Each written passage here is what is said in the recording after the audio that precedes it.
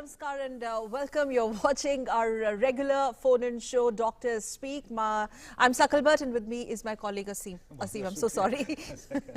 चलिए कोई बात नहीं, लेकिन Yes. देखिए ये हमारा जो प्रोग्राम है उसका मकसद यही है कि आपके मन में अगर कोई भी डाउट है, कोई भी सवाल है कोविड को लेकर, कोरोना को लेकर, तो आप बेफिक्र होके, बेझिझक होके आप हमें फ़ोन कर सकते हैं। सोशल मीडिया के ज़रिए भी अपने जो सवाल है वो पोस्ट कर सकते हैं। हमारा मकसद होता है इस कार्यक्रम के ज़रिए कि आपके तमाम डाउट्स को, खासकर कोरोना को लेकर अगर आपके मन में कोई भी सवाल है तो उसको डॉक्टर्स के ज़रिए हम आपके उन सवालों के जवाब दिलाने की कोशिश करते हैं। लगातार आप हमें फ़ोन कर सकते हैं। जो नंबर्स है वो अभी कुछ देर में आपको सामने आ जाएंगे टेलीविजन स्क्रीन पर, और उस नंबर के ज़रिए आप हमें फ़ोन करके अपने तमाम जो कोरोना से संबंधित सवाल हैं वो पूछ सकते हैं। और हमारे साथ दो खास मेहमान भी इस वक्त जुड़ गए हैं।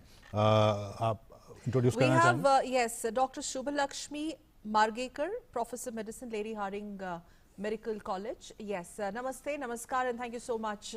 Subbalakshmi, Dr. Subbalakshmi, welcome to Doctors Speak. And we will also be joined by Dr. R.G. Nautiyal, Senior Pulmonologist, in a short while from now. But before Dr. Subbalakshmi will come to you, let me quickly, in fact, tell our viewers, in the next half an hour, viewers, we're going to basically take all your questions. We are flashing those phone numbers right on your screen. You can also send us your questions through our various social media platforms like Twitter, Facebook, etc. And you have always the liberty to call us and speak to our doctors live on the show. Obviously, we're going to talk about the COVID containment and the precautions, especially in the approaching winter season. Dr. Subbalakshmi, a lot of queries that are coming.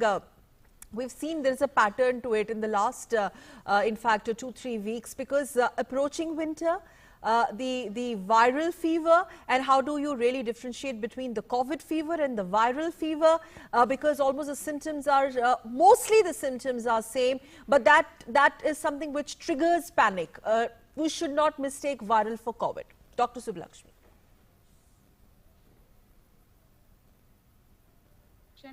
Regarding this our scenario, तो हमारे दर्शकों के लिए जानना बहुत ही जरूरी है, जो कि जैसे ही ठंड बढ़ती जाएगी और बढ़ रही है, बदलते मौसम में वायरल फीवर बहुत ही ज्यादा प्रोमिनेंट हो गए हैं, और कोविड भी जो केसेस हैं वो भी पहले से धीरे धीरे करके उसकी संख्या बढ़ रही है। तो इसमें सतर्कता हमारे लिए जितनी जरूरी है उसका और कोई विकल्प नहीं है। सतर्क रहना ही हमारे लिए आगे बढ़ने के लिए, अच्छे से आगे बढ़ने के लिए बहुत जरूरी है। क्योंकि हम जैसे अगर हम सोच रहे हैं कि ये जो सर्दी जुकाम या जो भी सिम्टम्स हैं जो कोविड के हैं या जो वायरल फीवर के हैं या वायरल सिम्टम्स हैं, सब लगभग सेम हैं। इसको डिफरेंशिएट कर पाना हमारे लिए या आम जनता के लिए बहुत ही मुश्किल है। तो अभी के समय में अगर हमें फीवर है, फीवर के साथ में कफ है या इस टाइप के सिम्टम्स हैं, तो हम उसको मान के चलते हैं कि ये ज्यादा चांसेस है कि ये कोविड होगा। तो इसलिए सबसे बेहतर और सबसे अच्छी चीज ये है कि हमें, जैसे कि प्रधानमंत्री जी ने भी कहा है कि बिना मास्क के घर से निकलने की कल्पना करना भी सही नहीं है। तो ये बिल्कुल सही कहा है प्रधानमंत्री जी ने कि हमें मास्क जो है, जो हम इतने महीनों से जिसको हम उपयोग करते आ रहे हैं, जो हम लोगों की बात देखें तो वो इस चीजों को अपने दिनचर्या में इंक्लूड कर चुके हैं, तो हमें उसी के साथ आगे बढ़ना है। और हम इसको डिफरेंशिएट करने में, जो कि वायरल फीवर है या इसमें डिफरेंशिएट करने में ज्यादा हम ना जाए, बजाय कि हम अपने आप को बचा के रखें, क्योंकि इस समय में कोई भी अगर बुखार है तो चांसेस ज्यादा हैं कि वो कोविड हो सकता है जी। तो इसलिए हम मास्क अपना इस्तेमाल जैसा कर रहे हैं करते रहें। हाथों को सैनिटाइज करना या साबुन पानी से हाथ साफ करना, बार बार हाथ साफ करना, ये जो चीजें हैं, और सोशल डिस्टेंसिंग, इसका पालन हम लगातार करते रहें। यही हमको इस युद्ध में लड़ने में सहायक रहेगा। और आपका ये क्वेश्चन जो था ये बहुत ही इंपॉर्टेंट था हमारे दर्शकों के लिए, क्योंकि इसी के सहारे हम ये जंग शायद जीत पाएंगे।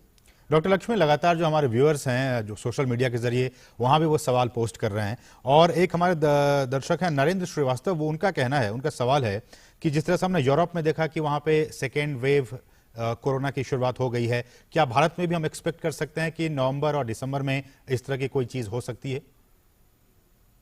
देखिए, जो अनुमान लगाया जा रहा है उसके हिसाब से तो ये बात है कि सेकेंड वेव आने की संभावना है, और उसको हम कह सकते हैं क्योंकि अभी ये फेस्टिव सीजन है, ये त्योहारों का सीजन आ गया है, करवा चौथ है, दीपावली है, अभी दशहरा गया है, और उसी के बाद हम देख रहे हैं कि थोड़े थोड़े केसेस में बढ़ोतरी हो रही है, पॉजिटिव केसेस में बढ़ोतरी हो रही है। तो हम क्या सोच सकते हैं या संभावना है कि सेकेंड वेव आएगा या आ सकता है, और उसके लिए हमें तैयार रहना है और हमें अपने आप को मजबूत बनाकर जी और पूरी डॉक्टर सतर्कता लक्ष्मी, मैं के आपको साथ यहाँ में पे ही आगे बढ़े। कुछ सेकंड के लिए रोकना चाहूंगी। डॉक्टर शर्मा। हमारे साथ DR Sharma D R Sharma Delhi Delhi से। से हमारे एक श्रोता है जो जुड़ रहे हैं, उनका सवाल है। शर्मा जी, अपना सवाल पूछिए। हाँ जी, डॉक्टर शर्मा, आप हमें सुन पा रहे हैं? बी आर शर्मा दिल्ली से है जी। शर्मा, मिस्टर शर्मा, आप बताइए, अपना सवाल पूछिए। डॉक्टर साहब, ये ठंड के कारण जो कोविड के केसेस कह रहे बढ़ रहे हैं, इसमें सिर्फ दिल्ली में बढ़ रहे हैं। हेलो जी हाँ हाँ बोलिए। जी, हाँ। डॉक्टर साहब, ये ठंड के कारण जो कोरोना पेशेंट की, इसमें सिर्फ दिल्ली में बढ़ रहे हैं। ठंड तो पंजाब, उत्तराखंड सब जगह पर बढ़ रही है, वहां इतने नंबर ऑफ केसेस नहीं बढ़ रहे। डॉक्टर आपका लक्ष्मी। सवाल, हाँ जी, तो ये जो है कि बढ़ रहे हैं केसेस, इसको हम कहते हैं, हम टेस्ट से उसको कंपेयर करते हैं कि हमने टेस्ट कितने लोगों का किया है और उसमें से कितने पॉजिटिव आ रहे हैं। और दूसरी चीज है कि जागरूकता की कि कौन टेस्ट करवाने जा रहे हैं या कौन नहीं जा रहे हैं।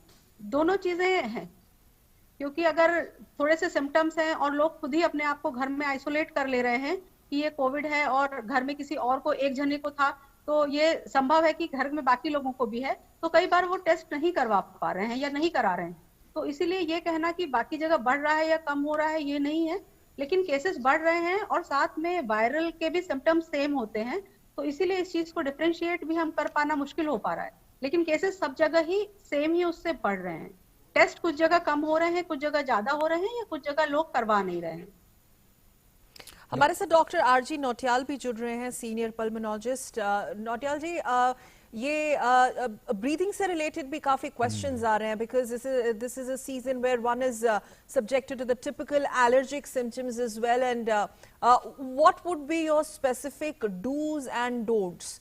Allergy and the panic, the fever, we were talking about viral fever being mistaken as COVID fever. Ma'am, ये जो सीजन आ रहा है, इसमें हम वैसे भी जो हमारी क्लिनिक्स होती हैं, चाहे वो मेडिकल कॉलेजेस की हों, चाहे वो बेस हॉस्पिटल हों, डिस्ट्रिक्ट हॉस्पिटल्स हों, चाहे वो प्राइवेट हॉस्पिटल्स हों, इस तरह के जो सिम्टम होते हैं, दे आर नॉट स्पेसिफिक। कोई भी ऐसा सिम्टम नहीं है, अगर दुनिया का कोई भी कह सकता है अगर ऐसा सिम्टम है तो ये कोविड ही है and nothing else. So it is very difficult to differentiate without testing the person. तो इस तरह के जो अभी जो देख रहा हूँ मैं, पैटर्न देख रहा हूँ कि जब मैं पहले अपनी रोड पे चलता था तो पूरी सुनसान होती थी, अभी लोग मास्क तक नहीं लगा रहे हैं ज्यादातर लोग, और बहुत फ्रीली घूम रहे हैं, कभी किसी भी रेस्टोरेंट में खाना खा ले रहे हैं। तो लोग उस वाले जो फियर था पहले, वो उससे काफी बाहर निकल चुके हैं। अब ये वाली सिचुएशन है कि जो होगा देखा जाएगा। तो ये जो जितने भी सिम्टम हैं कोविड के, ये बहुत नॉन स्पेसिफिक हैं, और ये कहना कि ये कोविड ही है और ये सिंपल वायरल फीवर नहीं है, सिंपल इन्फ्लुएंजा नहीं है, या कुछ ये एलर्जिक सिम्टम्स हैं, ये कहना बहुत मुश्किल है। नहीं, सवाल आपसे ये था डॉक्टर साहब कि कंफ्यूजन जो रहता है या एक पैनिक ना हो, we have to be very clear कि पैनिक ना हो। सो उसके लिए आप क्या सजेशंस देंगे हमारे व्यूअर्स को? देखिए, पैनिक का आंसर सिर्फ टेस्ट और टेस्ट से ही मिलता है। अगर वो टेस्टिंग में नेगेटिव आ रहा है और उसको ये सब सिम्टम है, तो वो उसका पैनिक अपने आप खत्म हो जाता है। हम कितना भी समझाएं किसी को कि आपको कोविड नहीं है, ये जनरल सिम्टम्स हैं, एलर्जिक सिम्टम्स हैं या कॉमन इन्फ्लुएंजा के सिम्टम हैं, कोई भी मानने को तैयार नहीं होगा। और जिन लोगों को हो रहा है, जिनको चाहे उनको कोविड भी है, वो लोग अगर बिल्कुल निश्चिंत हैं तो वो निश्चिंत ही हैं। मैं ये जो पैटर्न सोसाइटी में अभी देख रहा हूँ कि नहीं, हम टेस्ट नहीं कराएंगे, जो होगा देखा जाएगा। तो ये तो मेरी समझ से अभी जो हमें स्ट्रेटेजी को थोड़ा सा चेंज करने की आवश्यकता होगी। WHO ठीक है, अपने हिसाब से अपनी रिकमेंडेशन देता है, लेकिन कंट्री वाइज भी हमें देखना होगा कि हम किस मेंटल सेटअप के लोग हैं इस कंट्री में। तो हमें अपनी पॉलिसी को उसी हिसाब से मॉडिफाई करना होगा। लोगों में जो लोग डरे हैं तो बहुत ही डरे हैं, और ज्यादातर लोग मैं देख रहा हूँ कि वो बिल्कुल नहीं डरे हुए हैं। डर रहे हैं कि हमको कोविड हो जाएगा या घर में और किसी को, वो ये कहते हैं कि भाई अब कितने दिन तक ऐसे बैठे रहे, जो होगा देखा जाएगा। सभी अपने आप भी तो ठीक हो रहे हैं लोग। मोर्टेलिटी कितना है? मोर्टेलिटी तो बहुत कम है कोविड से, है ना? तो ये जो खौफ है वो कम होता जा रहा है, उसका का खौफ कम होता जा रहा है, लेकिन ये एक अच्छी बात नहीं है बिल्कुल। कि लोगों में जो खौफ कम हो रहा है। ये अपना पीक लेगा फिर इसके बाद, क्योंकि जो हमारा ये सर्दी का सीजन आता है इसमें वायरस वैसे भी ज्यादा एक्टिव हो जाता है। तो like all other viruses, Covid virus will also gain the strength again. तो जो अभी हम देख रहे थे कि थोड़ा कम हो जा रहा है, मोर्टेलिटी कम है, तो ये बढ़ सकती है।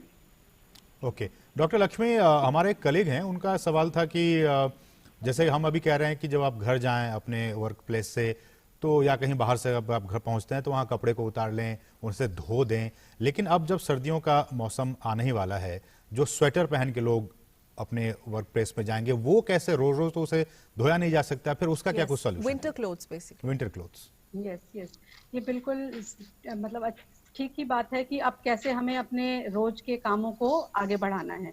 तो इसमें हम ये है कि सब चीजों को हम धो नहीं सकते, तो हम एक जगह सुनिश्चित कर लें कि जहाँ पे हम अपने उन कपड़ों को टांग के रख दें, क्योंकि जो वायरस है, जो अभी तक भी स्टडीज में आया है कि जो अजीवित, जो लाइव चीजें नहीं है उसमें ज्यादा देर तक जीवित नहीं रहता।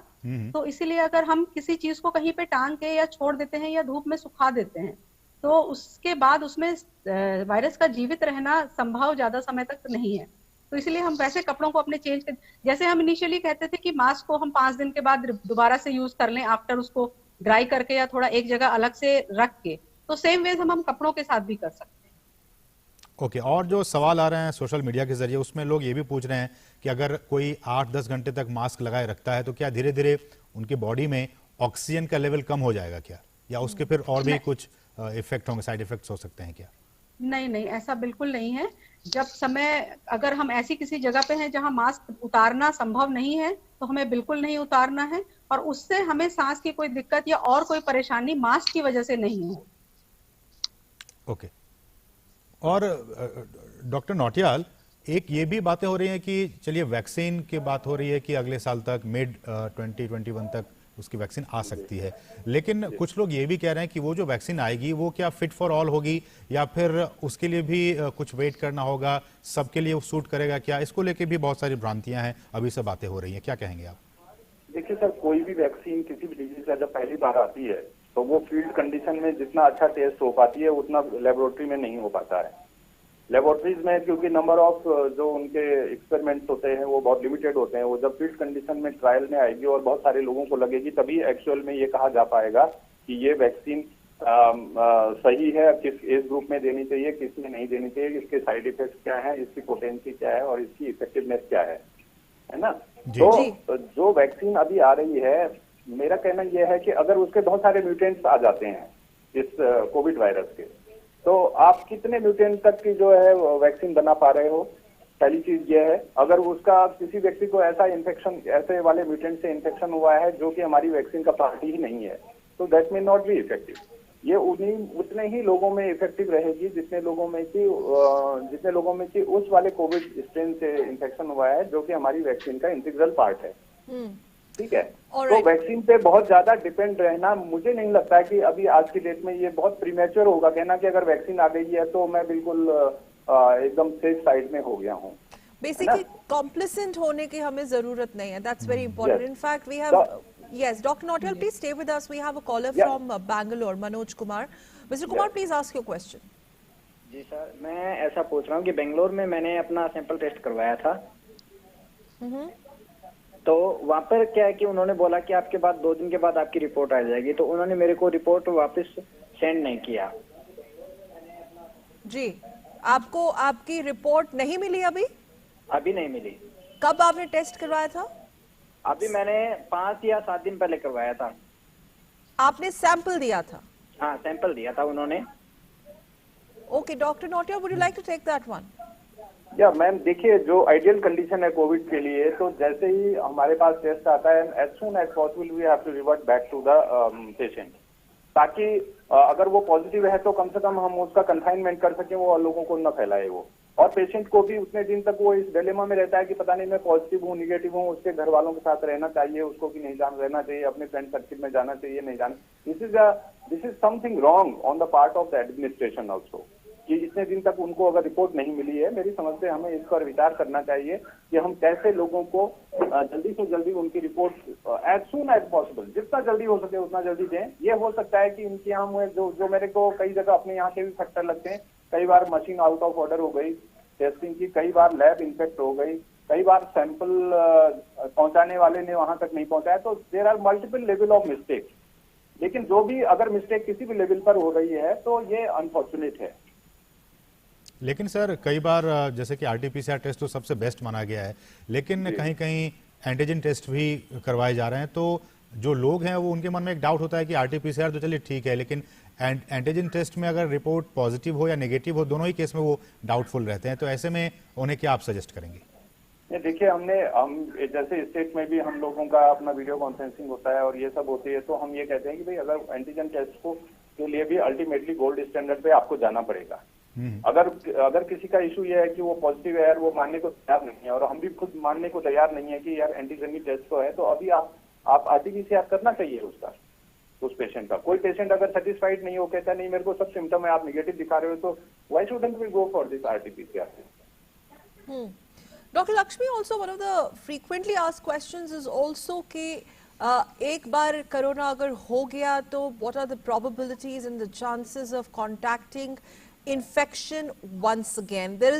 Is it a myth that there is a likelihood that you may get infected again despite antigens or antibodies?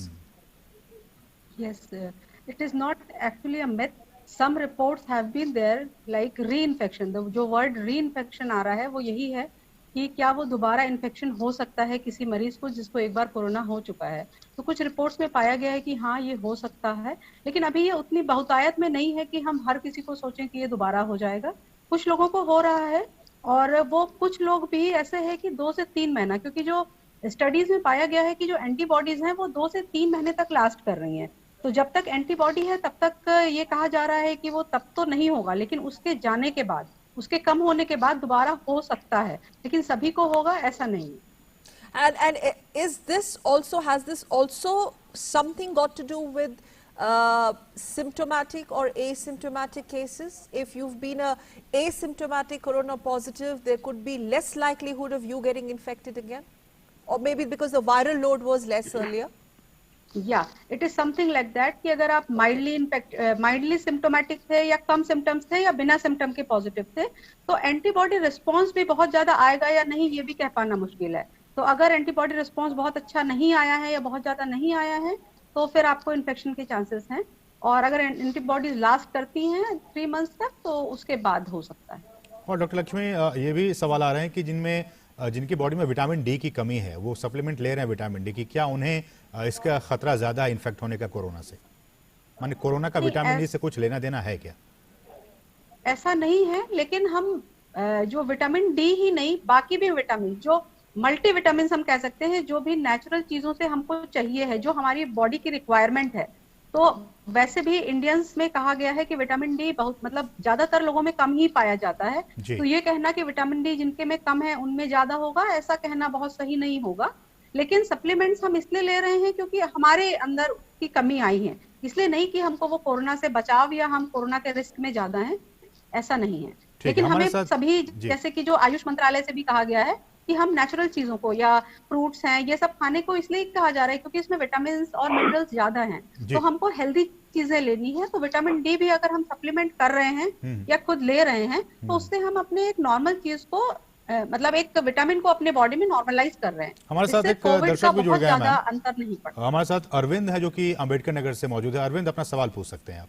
Ji doctor साहब, मेरा सवाल ये है कि आजकल के दौर में जो है ज्यादातर वेंडर्स जो है लेन देन जो है कैश के माध्यम से ही करते हैं, डिजिटल पेमेंट उनके पास सुविधा ज्यादातर नहीं रहती। तो वो जब अगर खाने पीने की वस्तुएं ग्राहकों को देते हैं तो पैसा कैश लेते हैं, उसके बाद वो अपने हाथों को सैनिटाइज नहीं करते। ज्यादातर पैसे लेन देन करते समय यही होता है कि पैसे लेते हैं, सामान दे दिया, पैसे ले लिए, सामान दे दिया। अधिकतर कस्टमरों की लाइन लगी रहती है तो वो अपने हाथ को सैनिटाइज करने का मौका नहीं पाते। तो उनका वो क्या तरीका है जिससे वो अपने ग्राहकों को सुरक्षित रूप से जो है मतलब जो भी खाने पीने वाली वस्तुएं वो परोस सकें। और दूसरा मैं ये जानना चाहता हूं कि ज्यादातर आजकल फूड मार्केट या सब्जी मंडी हो गई, वहां पे लोग ध्यान नहीं देते हैं ज्यादातर दुकानदार वेंडर्स जो बेचने वाले होते हैं वो खुद भी मास्क नहीं लगाते हैं। तो उनका क्या मतलब क्या उपाय बताएंगे कि वो भी जो है मतलब अपने ग्राहकों को भी मतलब ठीक तरीके से समझा सके मैडम? हाँ जी, आपने तो बिल्कुल ही जो रोजमर्रा की चीजें हैं उसी के बारे में बात की है। आप जी। काफी जागरूक एक जनता है हमारे भारत के, तो आपने इतनी अच्छी चीज ऑब्जर्व की है। तो जैसे हम सभी का ये दायित्व है कि अगर हम कहीं पे ऐसी चीज देख रहे हैं जिसको हम बस मिनटों में सुधार सकते हैं, तो हम भी उनको प्रोत्साहित करें कि देखिए मैंने भी मास्क लगाया हुआ है, आप भी मास्क लगाइए। ये आपके और मेरे दोनों के लिए ही सहायक साबित होगा। जरूरी नहीं है, हमें नहीं पता कि मैं इन्फेक्टेड हूँ या आप इन्फेक्टेड हैं, लेकिन अगर हम दोनों मास्क लगा लेते हैं तो हम एक दूसरे से इन्फेक्शन पहुंचाने या लेने के संभावना को बहुत कम कर देते हैं। तो जैसे आपने ये ऑब्जर्व किया है, तो आप उसी समय उनको टोकना नहीं है, लेकिन हम एक समझाइश की तरह से बात कर सकते हैं कि अगर आप ये लगाते हैं तो ये आपके लिए भी अच्छा है और हम सबके लिए अच्छा है। और जैसे कि आप जब खरीदारी करने जा रहे हैं या कुछ लेने जा रहे हैं, तो हम अपनी सुरक्षा तो हमारे हाथ में है, तो हम मास्क बिल्कुल ही ना उतारें, बार बार मुंह में और नाक में अपने हाथ को ना लगाएं या मास्क को ऊपर नीचे ना करें। आजकल जो हो रहा है, हम मास्क तो लगाए हैं लेकिन वो गले में लटक रहा है, तो ये तो उसका लगाने का कोई औचित्य ही नहीं है इस तरह से लगाने का। तो हम अपने आप को पहले सुरक्षित रखें। मैडम वो पैसे के लेन देन वाला उसके विषय में नहीं बताया आपने। हाँ जी, जो पैसे के लेन देन है, तो जब आप वो पैसा लेते हैं तो उस पैसे को आप एक अलग उसमें रख लें और उसके बाद आप अपने हैंड सैनिटाइज कर लें। अच्छा। क्योंकि अगर मैंने जैसे पहले भी कहा कि जो अजीवित है, जो जीवित चीजें नहीं है, उसमें वायरस ज्यादा समय तक जीवित नहीं रहता है। तो अगर हम नाक और मुंह के जरिए से जाता है, लेकिन नोट है या कोई और चीज है जिसमें लाइफ नहीं है, उसमें वायरस बहुत देर तक नहीं रहेगा, बहुत देर तक रहने की उसकी संभावना नहीं है। लेकिन मैडम जी वेंडर्स तो जो है वो ये नहीं देखता ना, वो तो हर जगह से जहाँ भी नोट आया सिक्का आया वो रखता गया और उसी हाथ से जो है खाने पीने वाली वस्तुएं, जलेबी हो गया, समोसा हो गया, पकौड़ी हो गया, जो भी वो बेचता है वो देता जाता है, ग्राहक खाते जाते हैं। तो ऐसा अरविंद क्या? जी, जी मैम ने जो आपको बताया है उसका आप पालन कीजिए और जब भी आप इस तरह के नोट्स को लें उसके बाद उसे रखने के बाद उसे अपने हाथ को जरूर अच्छे से धोएं, सैनिटाइज करें। यही मैडम की सलाह है आपके लिए। लेकिन डॉक्टर नौटियाल, सवाल ये भी आता है कि एक दर्शक हमारे पूछ रहे हैं सोशल मीडिया पे कि वो लगभग पिछले 2-3 महीनों से घर में ही हैं, वो घर से बाहर नहीं निकल रहे हैं, लेकिन बावजूद वो कोरोना पॉजिटिव डिटेक्ट हुए हैं। इसके पीछे वो क्या रीजन समझें? सर एक्चुअली जो लोग घर पे रह रहे हैं, तो पहला तो उनसे ये पूछना पड़ेगा हमको कि क्या उनके घर पर भी लोग आ जा रहे हैं, चाहे भले वो खुद घर पे हों। एक चीज तो ये है कि दूसरे लोगों का उनके घर पे आना जाना है कि नहीं है। दूसरी चीज कि जो अभी बात आ रही थी, जैसे आपने ये भी पूछा था, बहुत अच्छा क्वेश्चन था कि भाई सर्दी का मौसम आ रहा है और स्वेटर भी होंगे, कोट भी होंगे, कोई धोएगा थोड़ी रोज उनको, इतने कपड़े न सूखते हैं सर्दियों के मौसम में। दूसरा ये नोट की बात थी, दूसरा आते उसी हाथ से सब्जी आपको पका रहे हैं, उस सब्जी को कितने लोगों ने छुआ होगा ये देखने के लिए कि whether I should take it और नॉट फ्रॉम दिस वेंडर, है ना। तो ये जो सब चीजें हैं, इन सब चीजों में कोई भी ऐसा चीज नहीं है जो हम नहीं कर सकते हैं। मैं ये कह रहा हूँ कि जैसे वो भैया बोल रहे थे अभी, जो अम्बेडकर नगर से बोल रहे थे कि नोट है और ये सब चीजें हैं, तो मेरा आपके इस डीडी न्यूज के माध्यम से एक बहुत बड़ा क्वेश्चन मेरे दिमाग में शुरू से है, जब से कि कोरोना की बात हो रही है और उसका डायरेक्ट रिलेशन है इससे जी। कि उसने मास्क नहीं लगाया, दूसरे ने, आपने लगाया मास्क, आपने सब्जी उठाई, आपने नोट पकड़ा, घर जाने के बाद आपने सबसे पहले हाथ धोए। ठीक है सर, जितना भी इन्फेक्शन आपके हाथ में, किसी 10 लोगों से आप मिलके आए, 10 लोगों ने आपको इन्फेक्शन दिया, that all will go to you through your hands only. पहली चीज जो टच वाली मैकेनिज्म है ट्रांसमिशन की, है ना। तो आपने क्या किया, आप गए, आपने वो कपड़े उतारे, आपकी एक बाहर एलमीरा टाइप की लगी हुई है, उसमें वो आपने कपड़े टांग दिए, इनएनिमेट है, जैसा मैडम ने very rightly said, inanimate article है, उसको आपने बाहर टांग दिया। अब आप अंदर गए, सबसे पहले घर में जाके आपने हाथ धोया। ठीक है सर, तो जितने चाहे आप 50 लोगों से भी इन्फेक्शन लेके आए थे, वो तो आपने वॉश ऑफ हो गया। और आपने इस बीच कहीं भी अपने नेजल पार्ट में, क्योंकि वो नेजल म्यूकोसा से जाता है, जो एयरवे है उसी के थ्रू अंदर जाता है, वहां आपने टच ही नहीं किया इतने दौरान में। ठीक है, तो आप बच सकते हैं। ऐसे जो घर में जो लोग रह रहे हैं, जिसकी आप बात कर रहे हो, मेरे को जो लगता है कि उन्होंने क्या किया, उनके घर में जो भी वेंडर आया, किसी से सब्जी मंगाया, कुछ मंगाया, वो अपने हाथ से वो लाया और उसी हाथ से उन्होंने उसको सब्जी को खोला या जो भी आर्टिकल था वो आया और उससे फिर छू लिया अपना मुंह, जी। नाक और मुंह छू लिया तो definitely you will get the infection. वजह ये होता है कि उन्होंने जो भी सामान बाहर से मंगाया उसको खोलने के बाद और रख के थोड़े दिन उसको रख लिया और खोलने के तुरंत बाद अपने हाथ धो लिए। और जब जब उन Yes, Dr. Nautiyal, basically what we really need to grill in our heads and minds is that not to get complacent at all, and always make concerted efforts to ensure to protect yourself and your loved ones. If you're protected, naturally your loved ones will be protected, and basically it all boils down to, Dr. Lakshmi, three things: social distancing, frequent hand washing, and masking. Masking, viewers, remember, is must. बिल्कुल। और सकल जो आप कह रही हैं, एक मैं अगर कुछ आप मेरे को एक सेकंड बोलने का मौका देंगे तो ये मैं कई फ्रंट पर बोलना चाह रहा था। There are so many researchers in India, the ICMR is also here, so many people are here. Right from the beginning we are stressing on कि ये जो इन्फेक्शन है ये टच से कम है और आपके खांसने और छींकने से ज्यादा है। Yes. जो पेशेंट है, इवन जो एसिम्प्टोमेटिक, अगर उसको एसिम्प्टोमेटिक को सिंपल छींक भी आ जाए किसी एलर्जिक प्रोसेस की वजह से किसी पर्टिकुलर मोमेंट पे और उसके बगल में कोई बैठा है तो ये शेड करेगा। So this is basically primarily a droplet infection which is spreading from one person to another person by coughing and sneezing and loudly speaking. और इसलिए भी डॉक्टर नौटियाल, जो हम कहते हैं, प्रधानमंत्री ने बार बार कहा है कि आप मास्क जरूर पहने, जब भी घर से बाहर निकले मास्क जरूर पहने। दो गज की दूरी है जरूरी। और यही सोशल वैक्सीन है, क्योंकि जब तक वैक्सीन आई नहीं है सकल और डॉक्टर नौटियाल, तब तक हाथ धोते रहना है हमें, मास्क पहने रहना है, और जो 2 गज की दूरी है, इन्हीं जो 3 चीजें हैं, अगर इसका आप पालन करते हैं तो कम से कम आप वायरस के इन्फेक्शन से बचे रह सकते हैं। हमारे पास समय इतना ही है डॉक्टर नौटियाल, हम आपका शुक्रिया अदा करना चाहेंगे, और डॉक्टर शुभलक्ष्मी, आपका भी बहुत बहुत शुक्रिया इस विशेष कार्यक्रम में हमारे साथ जुड़ने के लिए। तो एक बार फिर से हम वही संदेश आपको भी देना चाहेंगे, मैं और सकल, की मास्क पहने, और जब भी घर से बाहर निकले मास्क पहने, हाथों को धोते रहें, सैनिटाइज करते रहें, और सोशल डिस्टेंसिंग तो बहुत जरूरी है। तो इस विशेष कार्यक्रम में फिलहाल इतना ही। मास्क अप के साथ हम आपको छोड़े जाते हैं, कल फिर आपसे मिलेंगे, तब तक के लिए नमस्कार। Absolutely, mask up India.